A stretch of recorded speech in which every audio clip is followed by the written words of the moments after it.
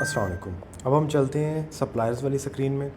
जैसे कस्टमर वाली स्क्रीन में आप कस्टमर्स का हिसाब किताब और लेजर मेंटेन कर रहे थे, यहाँ पे आप अपने सप्लायर्स का हिसाब किताब मेंटेन करेंगे।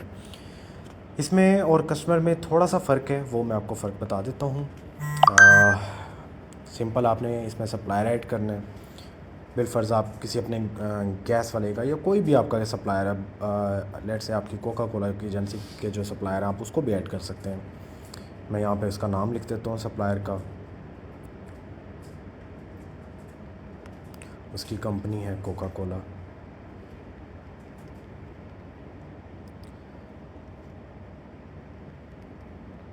अब इसी तरह यहाँ पे आप जो ओपनिंग बैलेंस है वो लिख सकते हैं, जो प्रीवियस आपने देना है उनको।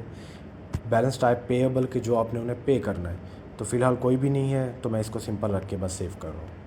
अब जब ये आपका सप्लायर ऐड हो जाएगा, आपने क्या करना है, यहाँ पे उसको लेजर खोल लेना है।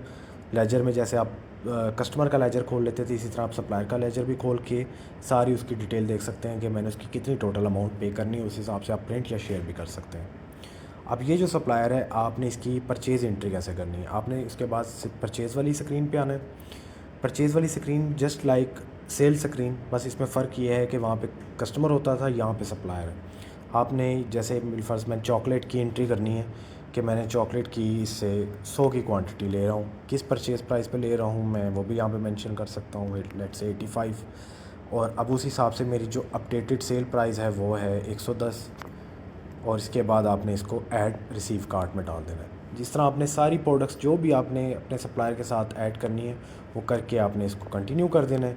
यहाँ पे आपके पास लिस्ट आ जाएगी सारी। अब वो कह रहा है कि सिलेक्ट सप्लायर, तो आपने यहाँ पे सप्लायर को अपने सेलेक्ट कर लेना है। यहाँ पे मैंने जैन पिक कर लिया और इसके बाद अब मैं इसे कंटिन्यू कन्फर्म कर दूँगा। अब अगर आपने यहाँ पर कोई अमाउंट उसे पे की हुई है, लेट से मैं इसका यहाँ पे 5000 लिख देता हूँ कि मैंने 5000 इसे पे कर दिया, नहीं भी कोई पे किया तो वो सारे का सारा 8500 उसके खाते में क्रेडिट हो जाएगा। तो अभी आपने कुछ यहाँ पे 5000 पे किया है, वो मैं पे करके इसको कंफर्म कर देता हूँ। अब जैसे ही आप कंफर्म करेंगे, यहाँ पे आपको परचेज़ कंफर्म की रसीद बन जाएगी, जिसको आप प्रिंट या शेयर भी कर सकते हैं।